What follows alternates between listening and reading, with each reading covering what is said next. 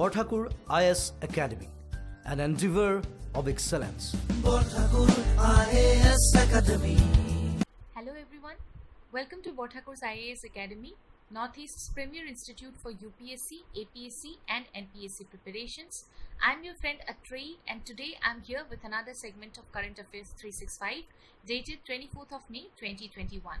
This is your one-stop solution for any news and updates which will be helpful in preparing for your civil services examination, and along with it, it is also going to be beneficial for any other government exam.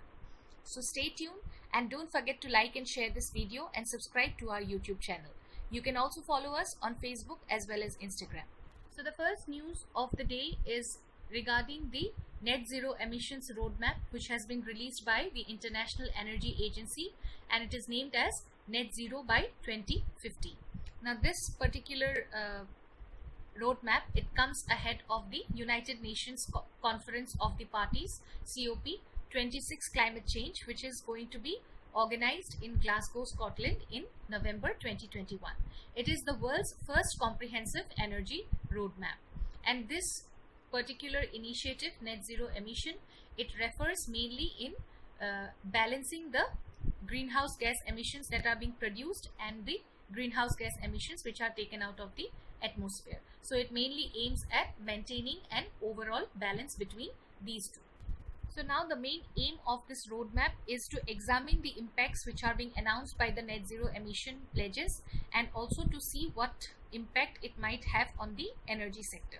Secondly, it will try to develop a new energy sector pathway which will help in achieving the net zero emissions globally by 2050. And lastly, it is all set to provide some key policy recommendations to the governments so that they can act upon in their long-term and short-term agenda, which will help them achieving not only the net zero goals but also in realizing the sustainable development goals. The principles which are to be followed while achieving the net zero emissions by 2050, it includes technology neutrality, universal cooperation among all the nations that contributes to net zero, and thirdly, by minimizing the volatility in the energy markets. The significance of this particular roadmap is that it is supposed to provide a pathway to bridge the current gap between the rhetoric and reality in reducing greenhouse gas emissions from the energy as well as industry sectors. Now, the International Energy Agency, this is an autonomous intergovernmental organization which was established in France in the year 1974. It mainly focuses on the 3 E's, which is the economic development, energy security and the environmental protection. India became an associate member of International Energy Agency in March 2017, and the World Energy Outlook report, it is released annually by the International Energy Agency, and recently it has released the India Energy Outlook 2021 report. The second news is regarding increased subsidy on diammonium phosphate. Recently, the government increased the subsidy to around 140% on diammonium phosphate fertilizers in order to retain the selling price for farmers at the current level. The international prices for phosphoric acid, ammonia, etc., which are being used for preparation of diammonium phosphate or DAP, they have all gone up by 60 to 70%. What is this DAP? Diammonium phosphate, it is the second most commonly used fertilizer in India after urea. It contains the high amount of phosphorus which stimulates root development of the crops, okay, and the percentage of phosphorus in DAP is around 46%, which is similar to urea, that is the preferred nitrogenous fertilizer containing a 46% of nitrogen. Under the current scheme, the MRP of urea is fixed but its subsidy can vary, while in case of DAP, its subsidy is fixed but the MRP can vary. All other non-urea based fertilizers, they are being regulated under the nutrient based subsidy scheme.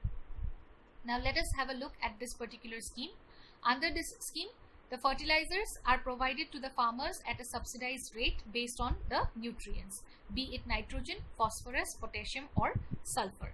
Also, these fertilizers are fortified with secondary and micronutrients like molybdenum, zinc, etc., and are given additional subsidy on these.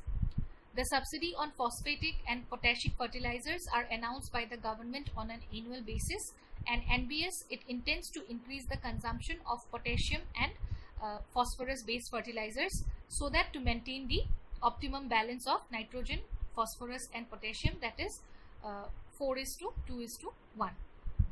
This ratio it improves the soil health and results the yield from the crops that and causes the yield to increase, and this enhances the income of the farmers.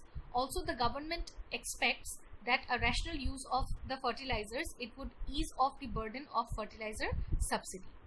This scheme has been implemented from April 2010 by the Department of Fertilizers under Ministry of Chemicals and Fertilizers. The third news is about the meeting of BRICS Astronomy Working Group.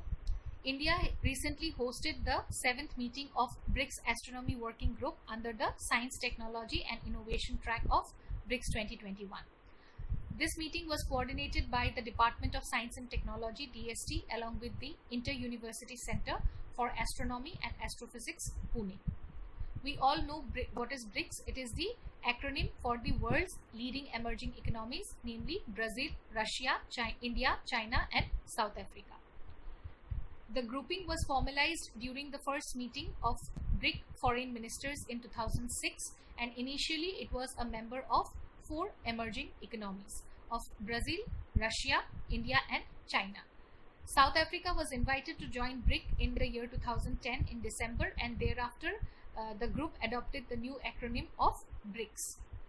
Another added information here is that India has assumed the BRICS presidency from January 2021. BRICS, it does not exist in the form of an organization, but it is an annual summit between the supreme leaders of the 5 nations. And the chairmanship of the forum, it is rotated annually among the members in accordance with the acronym.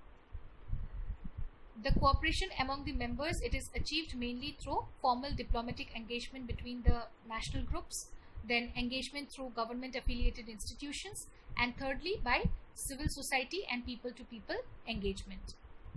They mainly work on achieving economic cooperation, people-to-people exchange, political and security cooperation, etc. The BRICS Astronomy Working Group, it provides a platform for all the member countries to collaborate in the field of astronomy, and here each country should provide the scientific results of the work which is being carried out in each country. This helps in seeking funding support to realize the flagship project whenever funding opportunities are announced in the BRICS funding agency. And at this meeting, the members here indicated the future directions of research in areas like building network of intelligent telescope, data network, study of transient astronomical phenomena in the universe, big data, artificial intelligence, etc. The fourth news of the day is about the International Day for Biological Diversity, which is observed every year on 22nd of May. The United Nations General Assembly proclaimed 22nd May as the International Day for Biological Diversity in the year 1993. And this was mainly done to increase the awareness and understanding of biodiversity related issues among the public. The United Nations General Assembly, they had declared the period of 2011 to 2020 as the United Nations Decade on Biodiversity, and now it has declared the period between 2021 to 2030 as the United Nations Decade for Ocean Science for Sustainable Development and the Decade on Ecosystem Restoration. This year's theme is We Are a Part of the Solution, which is in continuation of last year's theme, Our Solutions Are in Nature. This theme, it serves as a reminder that biodiversity remains the answer to several sustainable development related challenges. There are some global initiatives to save biodiversity, which includes the Convention on Biological Diversity. It is a legally binding treaty which has been in force since the year 1993, and India is a party to this convention. The second initiative is named as Convention on International Trade in Endangered Species of Wild Flora and Fauna. It provides the public, private and other non-governmental organizations with all the necessary knowledge and tools which enables human progress, economic development and also the nature conservation to take place simultaneously. India is also a member of this convention. The next news is about the Gandhian named Sundarlal Bahuguna, who was also the driving force behind the Chipko movement. He died recently due to COVID-19. Sundarlal Bahuguna initiated the Chipko movement to guard the trees of the Himalayan slopes. He was also famous for coining the Chipko slogan, "Ecology is permanent economy." After the Chipko movement, he gave the message across the globe that ecology and ecosystem are both important, okay, and he also was of the opinion that ecology and economy, they should go hand in hand. He campaigned against the famous Tehri Dam on river Bhagirathi, which had devastating consequences, and also he was the one to undertake the India's longest fasts after independence over 56 days. He took a Padyatra, which is a foot march of over 4,800 km from Kashmir to Kohima in the early 1980s in order to bring attention to the entire Himalayan region. He also supported several women-led movements against the liquor mafia in the hills and also for the Beej Bachao Andolan, which is a movement to save the Himalayan agriculture. He was awarded the Padma Vibhushan in the year 2009. And if you all have heard of the famous Chipko movement, it was the non-violent agitation which originated in Uttar Pradesh's Chamoli district in the year 1973. It is now in Uttarakhand. Okay, at that point of time, it was in Uttar Pradesh's Chamoli district. And the name Chipko, it comes from the word embrace, and there the villagers, they hugged the trees and encircled them, and it prevented from being hacked. It is the best remembered for collective mobilization of women for the cause of preventing forests, and it also brought about a change in the attitude regarding their own status in the society. And with this, we have come to an end of today's session. I'll see you all again tomorrow with another session of Current Affairs 365, only at Borthakur's IAS Academy, Northeast's premier institute for UPSC, APSC and NPSC preparations. Till then, take care. Bye-bye. Borthakur IAS academy প্ৰস্তুতি আৰু অধ্যয়নৰ নিৰ্ভৰযোগ্য ঠিকনা Borthakur IAS Academy